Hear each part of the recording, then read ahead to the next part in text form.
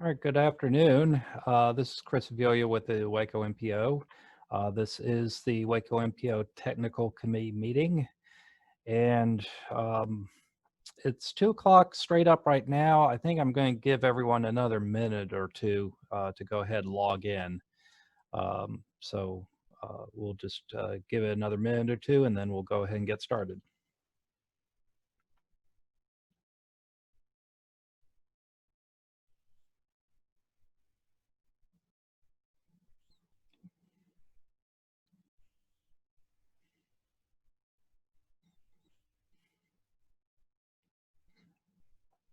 All right, good afternoon for those of you who just joined us. We're going to give everyone 1 or 2 more minutes to go ahead and log in, and then we'll get started.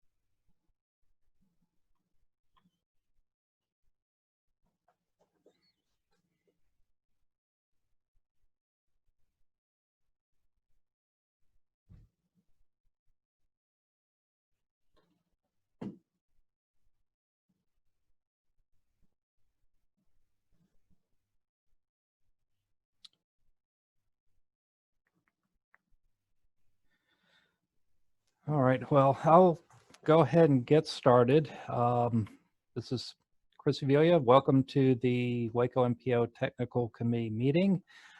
For those of you who are in video, we will be sharing the PowerPoint via this platform. For those of you who are joining us via telephone, the PowerPoint presentation is available via the MPO website. And that can be found on our Get Involved page, I believe. Nope. On our meetings page. Meetings page, okay. So meetings page under the technical committee meeting. And the slides are numbered, and I will try to at least mention the slide numbers as best as I can as we move forward. So just a real quick note before we get started. It certainly appears as if the rest of our meetings for this calendar year are probably going to be conducted virtual. So hopefully this format is something that everyone is okay with and is able to make use of. And of course, we're going to be experimenting with some things as we go along. So we thank you for your patience there. All right, so let me go ahead and get started with the presentation here. Hey, Chris. Yeah. Since we have several folks joining us by phone only. Oh, we need to. Yeah, we do need to I can't tell who they are. Okay, so the ones that I can see, I can see Frank Leos is here. Zane Dunham is here. I can also see that Amy is with us as well. Amy Barra-Hyland.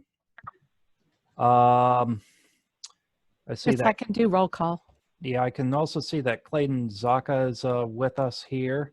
Actually, and Debbie Tahiri is also with us.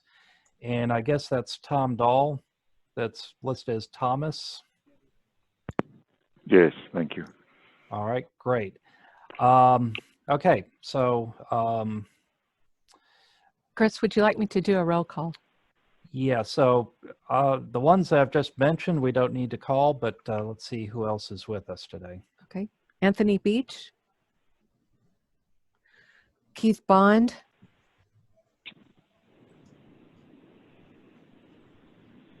Leola Davis, Mitch Davison, Tom Dixon, Joseph Dvorsky, Victor Gable,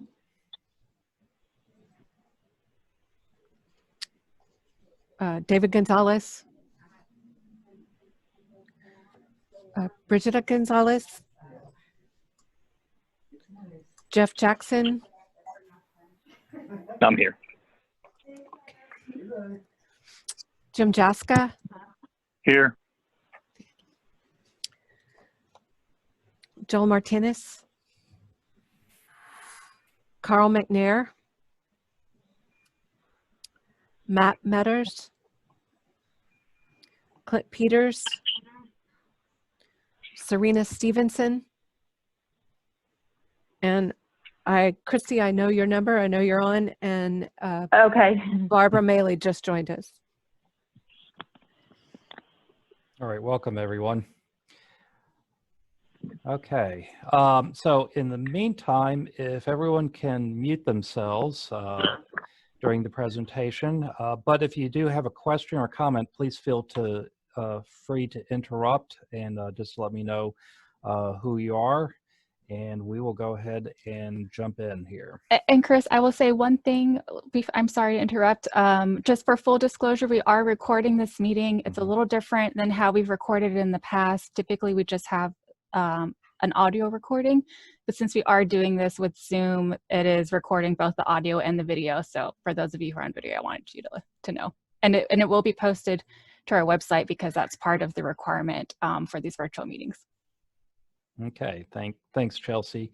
And I apologize if this seems a little disjointed.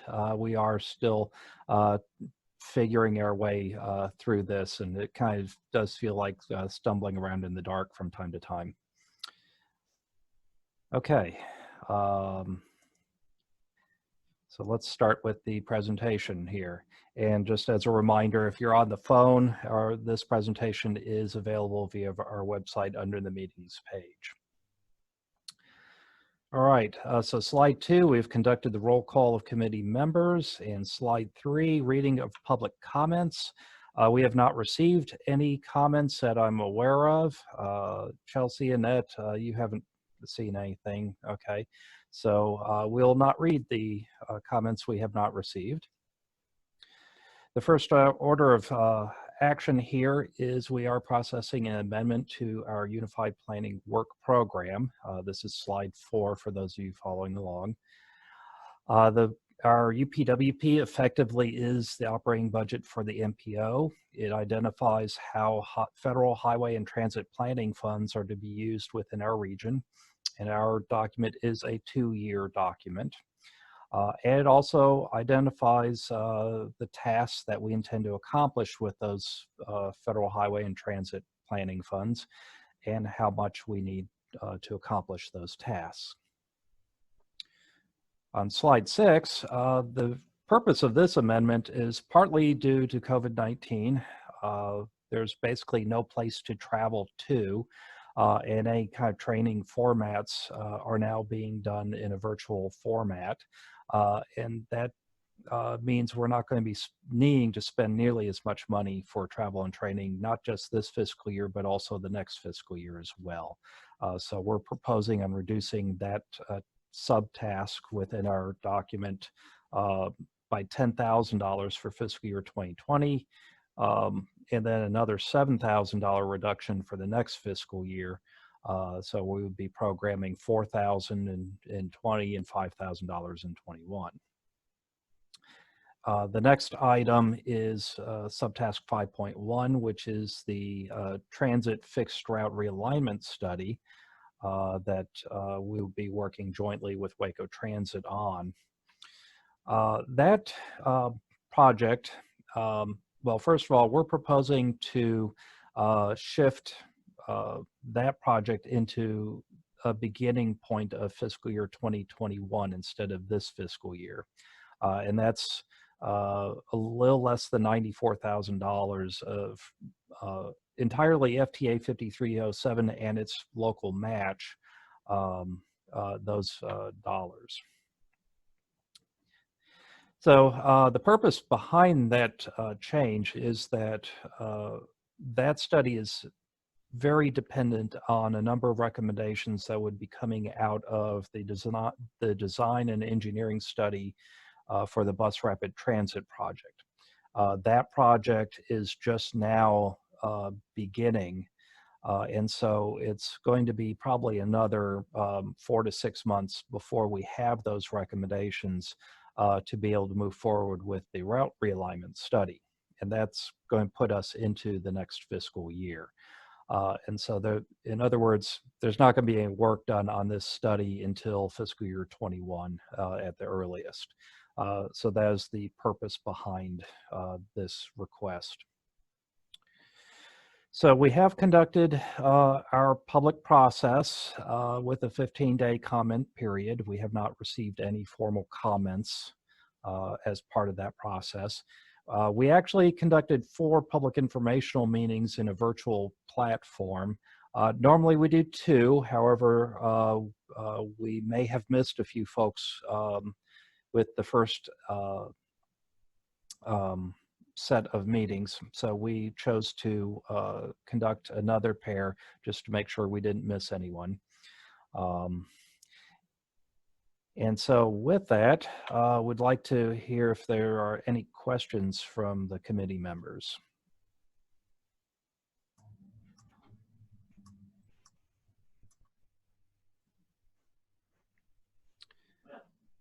If there are no questions, do we have a motion to recommend approval of the amendments? Make a motion. Okay, Zane Dunham with the motion. Do we have a second? Frank Lael, second. Thank you, Frank. Any comments on the motion? Okay, hearing none, I will call for the vote. Annette, would you poll the committee?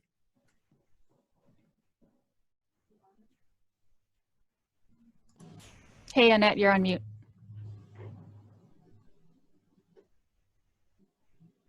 Sorry about that. Christy Bonham,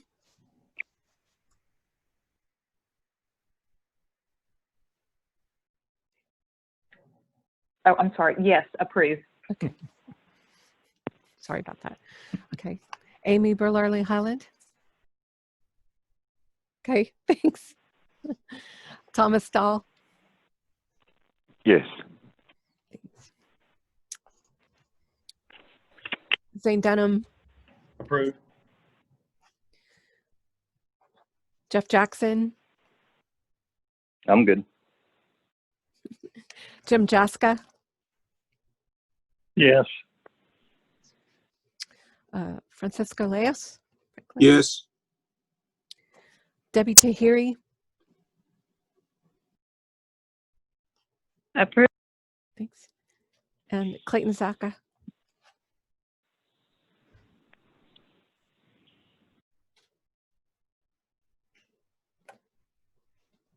He may be having connection issues.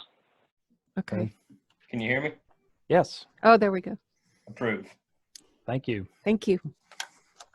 All right. So we'll make that recommendation to the policy board. Thank you for that. The next item is kind of a item that's we last presented to you back in November, and this was from consultants working on a Fort Worth to Laredo high-speed transportation study. We want to take a minute or two to kind of review some of what the purpose of that study was for, some of the recommendations that the consultants were making from that, and there's some updates to this that we want to present to you, and also begin a conversation about how we as an organization might move forward with high-speed transportation, and basically what sort of things would we be willing to support, what sort of things may be more of a concern to us. So project purpose, the overall project is to look at to see what kind of high-speed transportation services would make sense along the I-35 corridor. The scope or the project limits were from Fort Worth down to Laredo.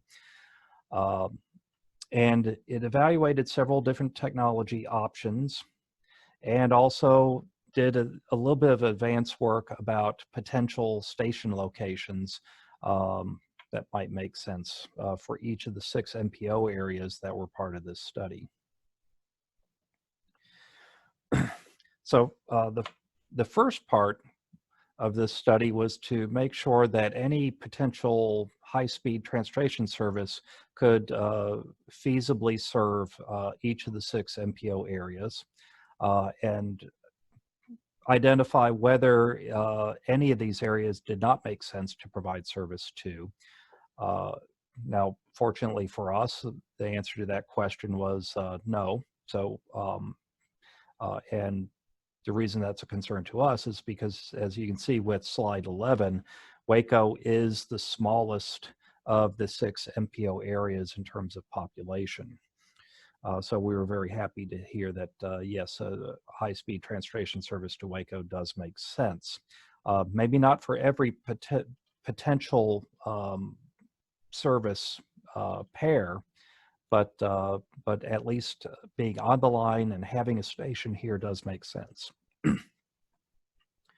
The consultants looked at, well, they really focused most of their attention on 3 primary technologies. There's Hyperloop, there's a maglev train, there's high-speed rail. And you can kind of get an idea what those look like with this slide. But I wanted to go into a little more detail here because I don't think the consultants really went into this kind of detail with you on what those differences are, what some of the advantages are, what some of the disadvantages are. Because I think this is going to be important as we get to the end of this presentation. So when we're talking about high-speed rail, this is a traditional steel wheel and steel rail operation. It's basically got much more in common with a traditional passenger train, although everything is optimized to allow it to go as fast as that technology will allow it to go. So it typically ends up having a maximum speed somewhere around 200 miles an hour, although operational costs are probably more, or operational speeds are probably closer to about 150 miles an hour. The advantage here is high-speed rail is proven technology. It's in operation in dozens of countries across the world. We know very well what those engineering and operational costs are going to be.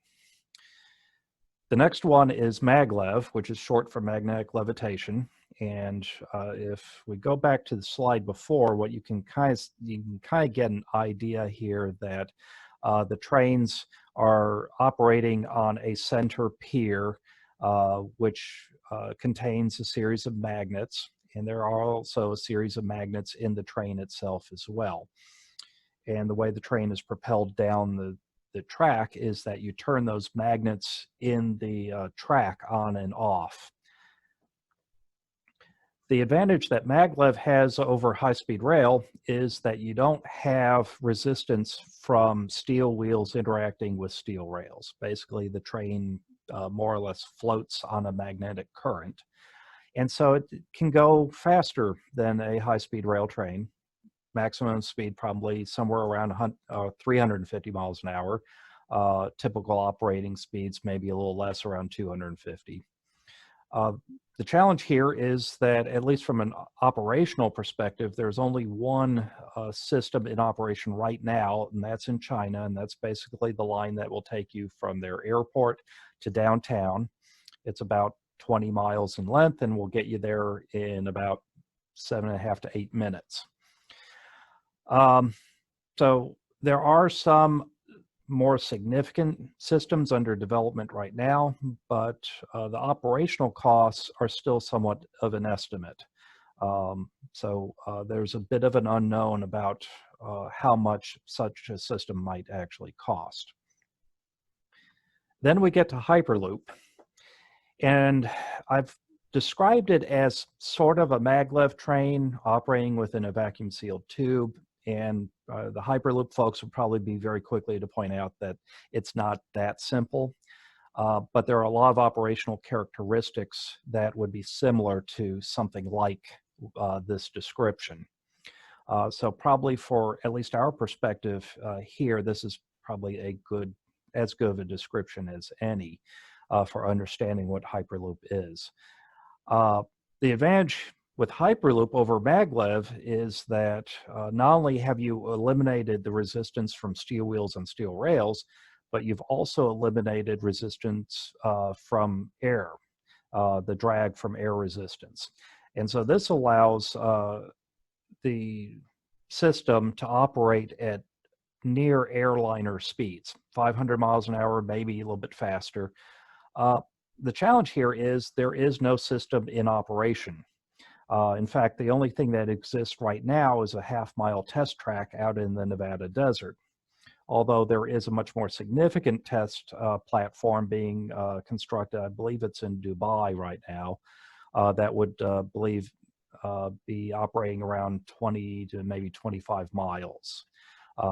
Once that is operational, we'll have a better idea about how this system operates and maybe more importantly, what those design, engineering, construction, operational costs might be. But right now, it's quite a bit of guesswork as far as what that might be. And that's part of the challenge that this study had in terms of evaluating these technologies. Now, on slide 14, the consultants did look at 3 other infill type technologies. This is not something, however, we would consider for the primary service.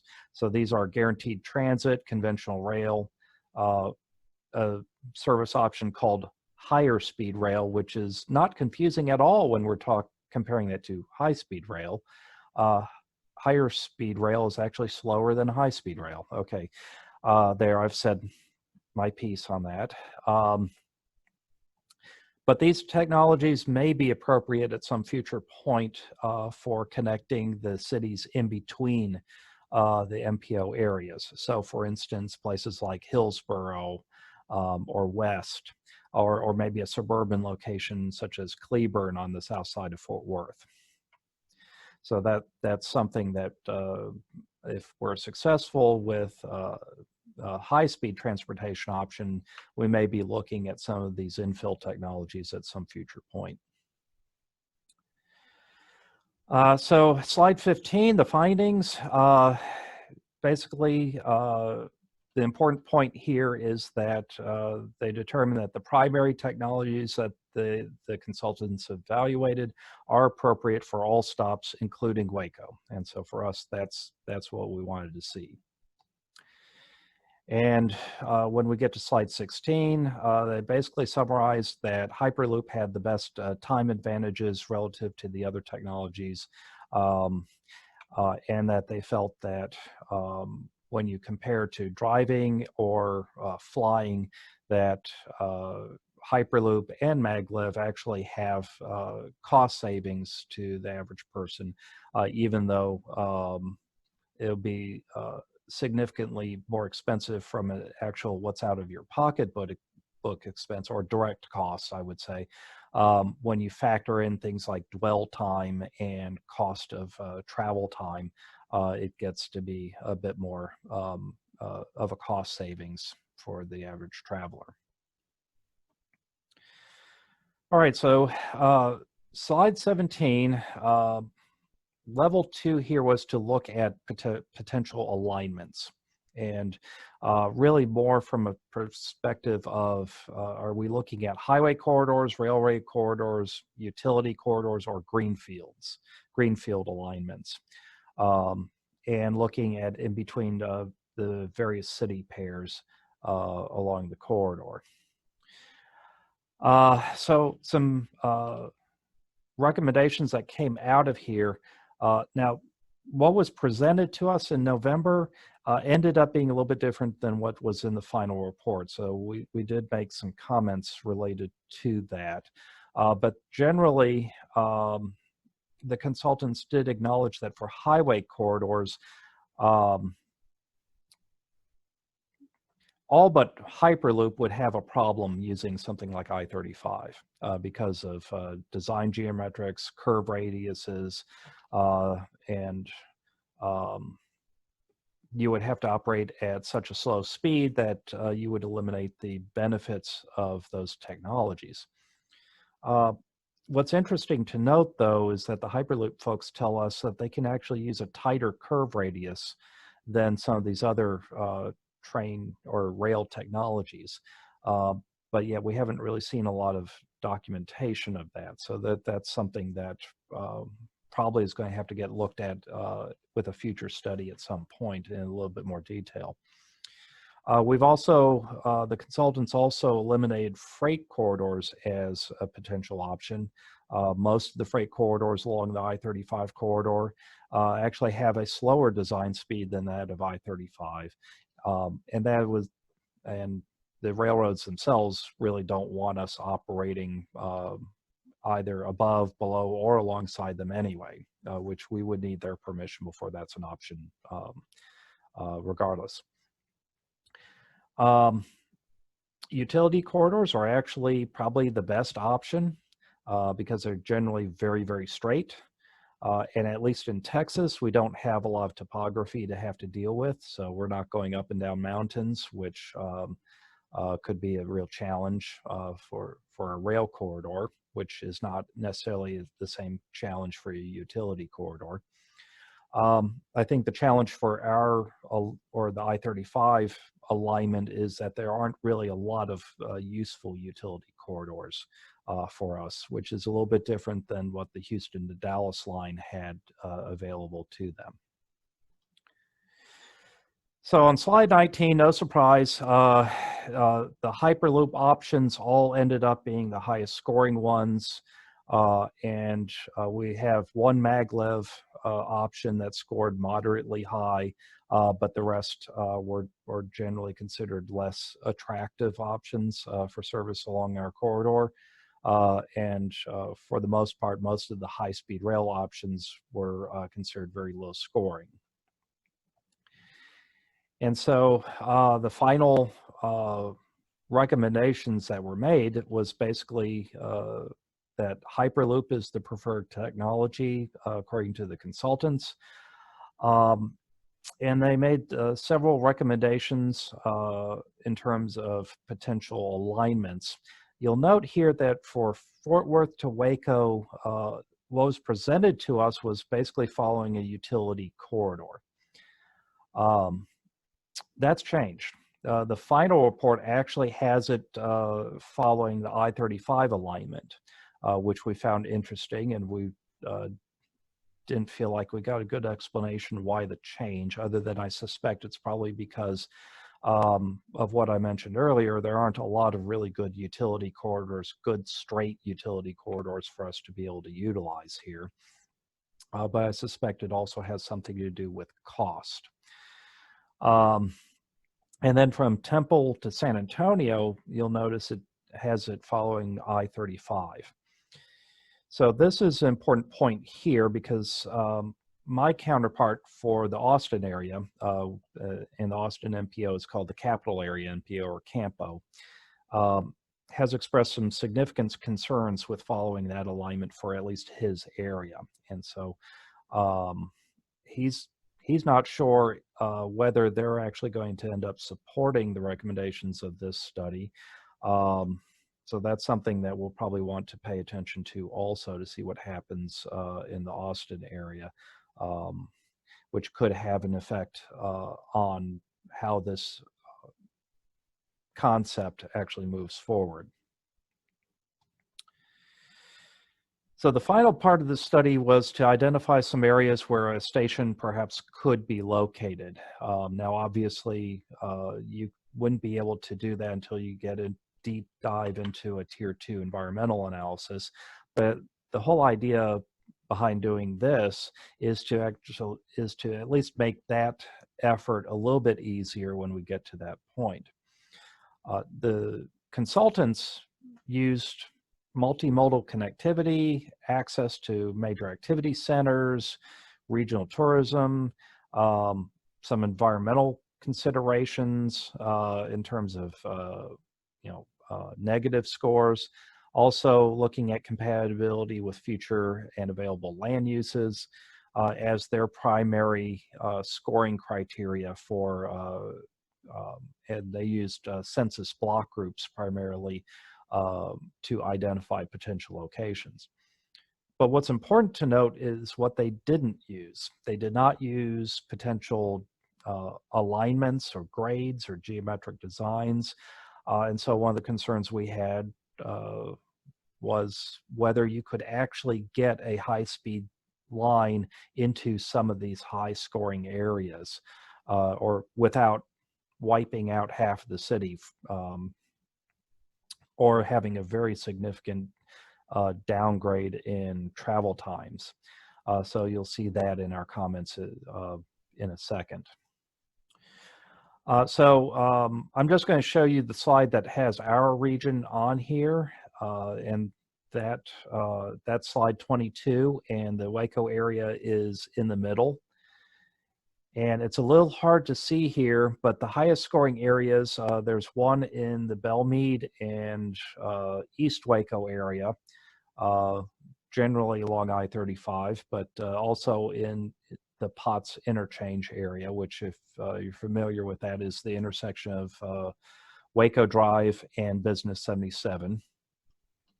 The other high scoring areas were just south and west of downtown Waco, an area along Valley Mills Drive and Waco Drive, and then an area out towards the Hewitt-Woodway corridor. Each of those three areas, I'm not sure how the heck you would get a high-speed transportation line into those areas without significant disruption to existing land uses. You'll see those comments coming up again shortly. And then there were a number of other factors that they want or that they looked at when making their recommendations in terms of station location. And I won't go through all of these here. Okay, so I think we've seen this slide here, but let me go on to slide 25 because this is when we get into our comments. So our first comment was actually about the time we had to evaluate their recommendations, which is a very short period of time, but for various reasons is determined that 2 weeks was all we're going to have to be able to submit our comments. But we mentioned about the corridor alignments. It suggests that I-35 alignments with minimal deviations were viable for the Hyperloop option, and the Hyperloop option is the recommendation of the consultants. So our concern is that I-35 was not designed for high-speed transportation in mind. In fact, I think it has design speeds, at least for automobiles and trucks, of around 80 to 85 miles an hour as a maximum. The advantage of Hyperloop is to be able to travel at 500 miles an hour. And so while maybe it could operate in a tighter curve radius than an automobile at higher speeds, it's certainly not going to be able to operate at anything close to 500 miles following an I-35 alignment. And so we're concerned that in order to be able to receive the full benefit of those travel speeds, we would probably have to follow something more of a greenfield alignment, which would be a lot more expensive than what the consultants identified, and probably would change maybe some of the recommendations of the Hyperloop option. Not to mention the fact that we'd probably have to use up a lot of political capital in order to gain support of that particular option. The response we received back, you can see here that the Hyperloop staff was suggesting that we can still make I-35 work from an alignment perspective. So that's something that I think the Tier 2 study, which would be the next phase, would have to look at a little bit more detailed. And then, of course, the station analysis. again, I think a lot of the high scoring areas that they've identified would be very difficult to serve with a high speed system. Although I think there is some real opportunity though with the POTS interchange area and some real opportunity to use this as a potential redevelopment effort for that part of town.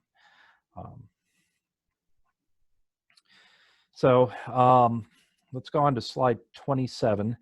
There are some policy and technical considerations that we may want to have a conversation about, especially if this is something that may be moving forward in the not too distant future. So the question is technology. So obviously, if we could make Hyperloop work, there are some real advantages to that, but really any service above 150 miles an hour probably is beneficial to our region, since that is a service that we don't currently have the benefit from. And there is this question of, does it make more sense to go with the technology that we know is proven, that we know how much it's going to cost, probably cost a bit less, versus going with something that's a bit more cutting edge and the risk that maybe it doesn't work quite the way we want it to, or the risk that it's a whole lot more expensive than we are anticipating. For Hyperloop, it does appear that that option is viable. I don't think they would be building a 20-mile test track at a very significant cost in the Middle East if there wasn't some documentation that the system works. And if Hyperloop is successful along the I-35 corridor, other systems are likely to connect into this system. The other, and I mentioned about POTS interchange, it not only is an opportunity for infill development and redevelopment of that particular part of town, East Waco, Belmead, Lacey Lakeview area, which has been something that's been a high priority for this region for some time. But it appears that, at least from a design standpoint, that we might be able to get a high-speed system in there with minimal disruption to other land uses. There's some fairly straight highway corridors that lead into that area that we may be able to make use of. So what's next? The lead agency on this was the North Central Texas Council of Governments. That is the MPO for the Dallas-Fort Worth area, and they have submitted the final report to the TxDOT Rail Division. As that division that would have responsibility for doing a Tier 2 environmental study, and that Tier 2 study would get down into the weeds on specific alignments, which properties would be impacted, which properties would have to be acquired, station locations, and mitigating any negative environmental consequences. So the Tier 2 study is actually a very big undertaking if TxDOT chooses to do that. And there's some question about whether they really have the resources and ability to do that at this time. The other question is private sector interest. The Hyperloop folks did identify 20 corridors across the world that they thought were viable for the first services. And the I-35 corridor, specifically from the Dallas-Fort Worth area down to Monterrey, Mexico, was one of those 20 corridors, and I think was one of 3 corridors in North America that they said they had an interest in. Now, we're not likely to be first at the table here.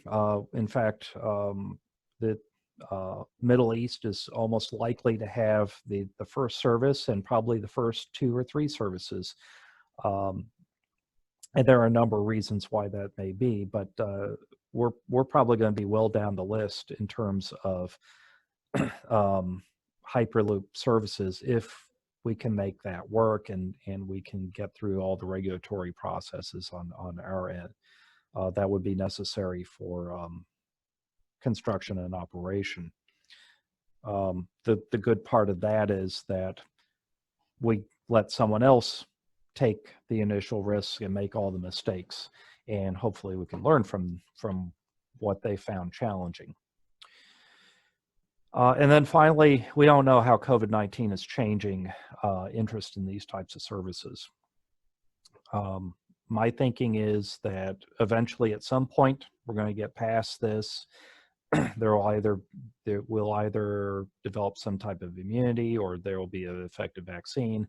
And at a couple of years after that, folks' memories will be short, and we'll be once again getting on buses, getting on airplanes and stuff. But at least short term, there doesn't seem to be a lot of interest on the part of the public to be in buses or planes or trains.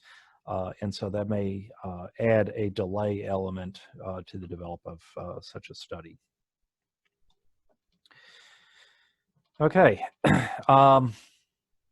so I've thrown a lot at you here. We'll probably need to revisit this at some point, but from my perspective in conversations with TxDOT and some of my other colleagues along the I-35 corridor, this is probably not something that we have to immediately respond to. But I would like to see if anyone on the technical committee has some initial comments.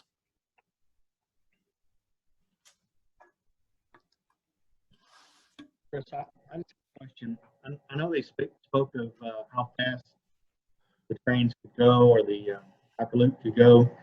Did they ever address how fast they could stop, or yeah, I guess you can only take so many G's getting to that speed, Mm-hmm. and of course slowing down. Did they address that at all? They talked about very briefly, which was probably another concern, but they were kind of suggesting that because you're operating in a vacuum tube, those G's aren't as extreme as you might be if you're just at a normal atmospheric level. But yeah, obviously there are limitations. Obviously you can't make a 90-degree turn at 500 miles an hour with any type of system. So there's not a lot of detail coming out from either the Hyperloop folks or from the consultants that we asked to take a look at this in terms of what are those limitations.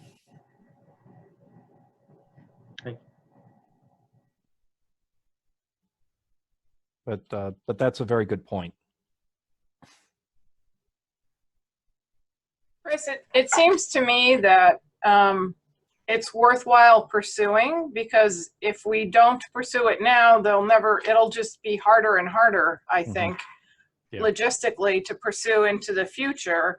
This is a long range thing, which does have potential to do some really good stuff for, all of our communities. I would agree.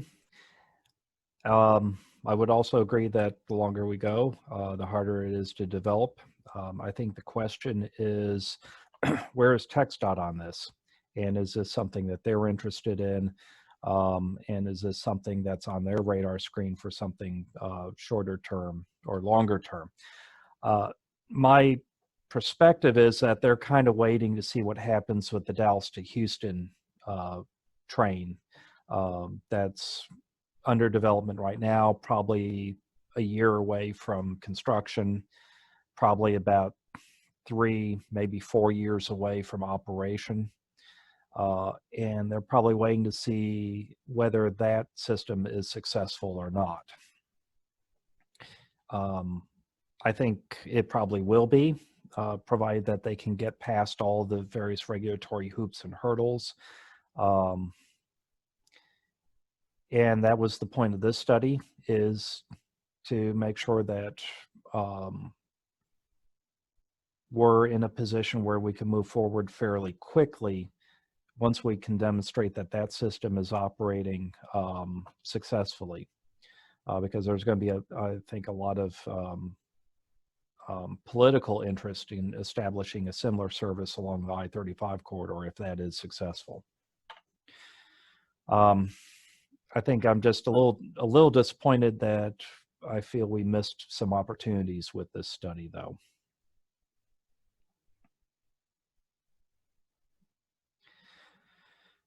So this is something that we're going to present to the policy board as well, try to get their perspective on how they want us to proceed. My guess is that they probably want us to develop a couple of technical considerations that are important for our region, maybe even some policy ideas, like, for instance, let's say a station location. Let's say downtown's not feasible, but something along Loop 340 is. Is that a deal killer for us? You know, those kind of questions. And so I anticipate that this will probably come back to the technical committee for maybe a little bit deeper dive at some point in the future.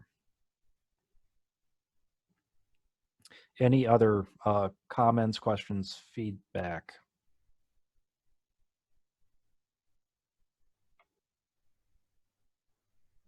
Okay. And again, we'll probably be seeing this again in the very near future. Clayton, it is your turn to update us on construction. All right, can you hear me? Yes, we can. Okay, we'll start with 84. Out on that project, of course, we've got the main lanes opened up. Contractors working on intersection and frontage road, basically cleanup. Our signal contractor should be out hopefully this week or next is what we're hearing. And hopefully get the permanent signals up and activated by the end of this month. Other than that, again, we're just in final cleanup and punch list. Should be complete by the end of the summer.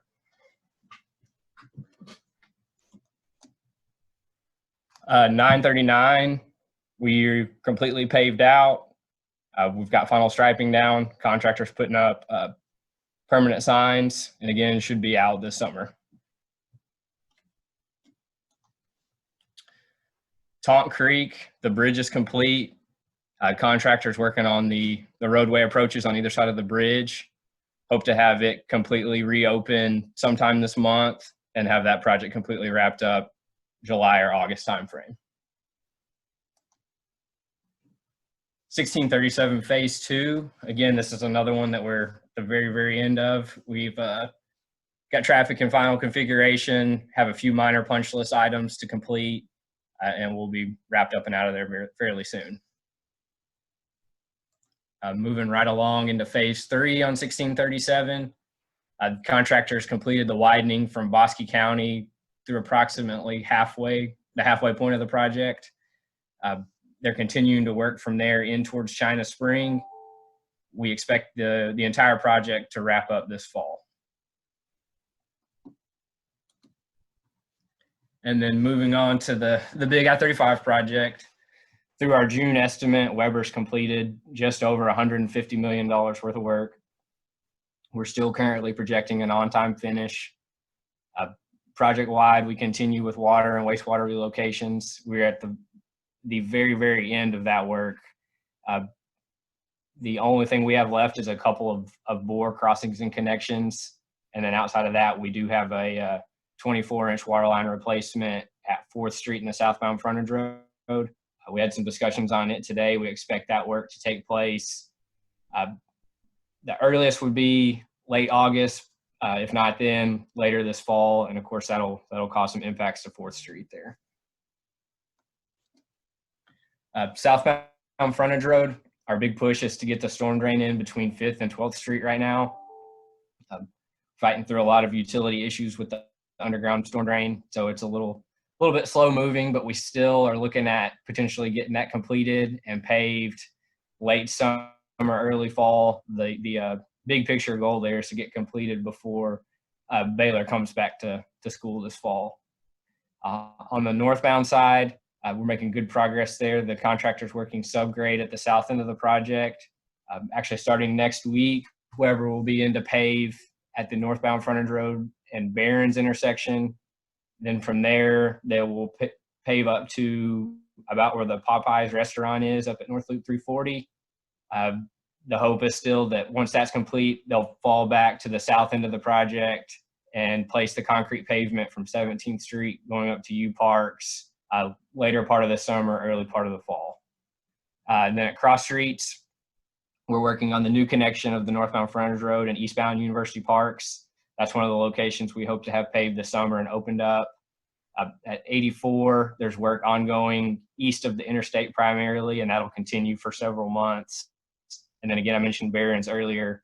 We'll be completing the east half of the intersection, hopefully next week, and have it paved and opened up. Moving on to the main lanes. All of our existing southbound bridges have been removed with the exception of the UPRR bridge. Because we're having to work around the train schedule, that one's lagged a little behind, but we're looking to have it complete hopefully next week. Once that's done, we'll be started on all of our new bridges, which include 11th, 12th Street, 4th, 5th Street, U Parks, the Brazos, MLK, Business 77, US 84, Barron Circle, and Loop 340. We started setting beams at 11th, 12th. We'll complete the beams at 4th, 5th Street tonight, actually. We got all the beams set at U Parks earlier this week. They'll be continuing to work on the bolted connections of those steel members through this week and next, I believe.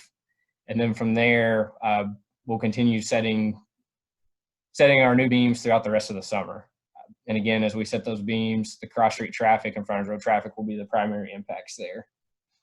And then some really visible progress I'm sure that everybody's seen is there's a lot of retaining wall work going on from one end of the project to the other. We expect that to continue throughout the summer. And again, the target right now for opening up those southbound main lanes is going to be early part of next year. And that'll be from about 77 to the south end of the project is what it's looking like. I don't have it in here, but just another project to mention that will start showing up is we do have our Hewitt Drive sidewalk project starting up on July 20th. That'll be from Mars Drive to Panther Way. Again, July 20th, we expect that project to be complete sometime next fall. I guess with that, that's all I've got as far as updates, and if there's any questions, I'd be happy to answer.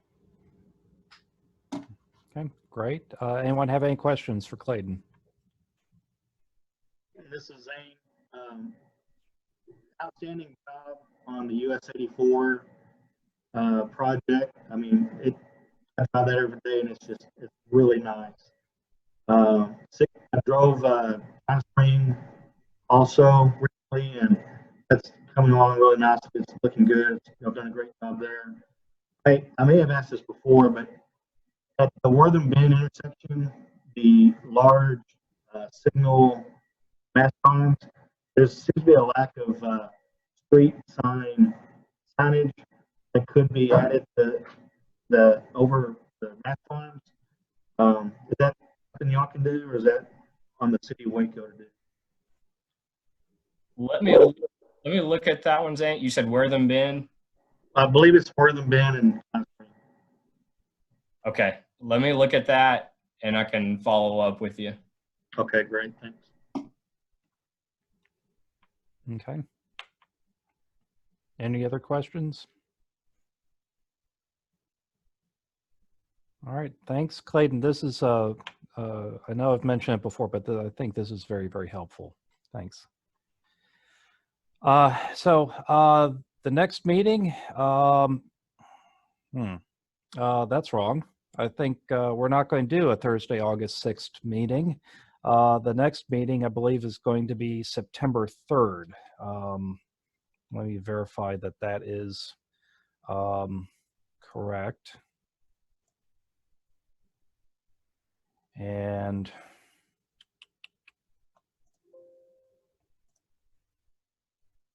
that is correct. It is going to be September 3rd as our next meeting. So I apologize for that. And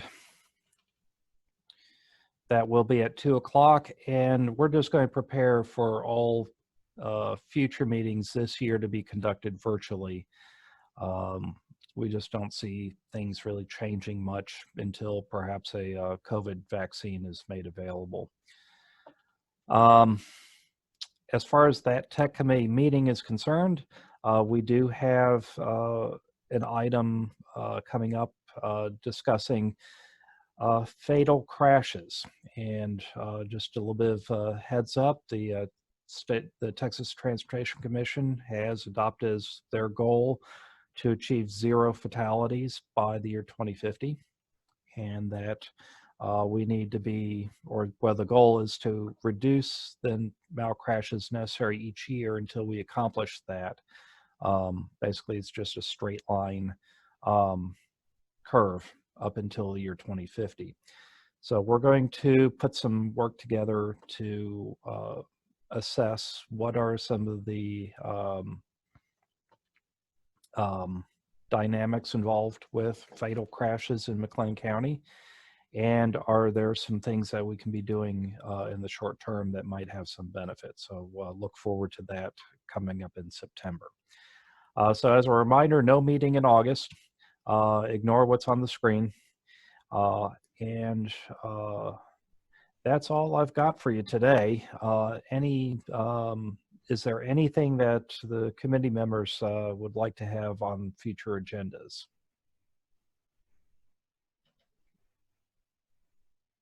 All right, I'm seeing some head nods no. If that changes, feel free to reach out to me. And if that's all, we will go ahead and stand adjourned. Thank you for obliging us here, and hopefully this worked out okay for folks. Worked out well. Thanks, Chris. Thanks. Thank you. Everybody stay safe. Yes, same to you.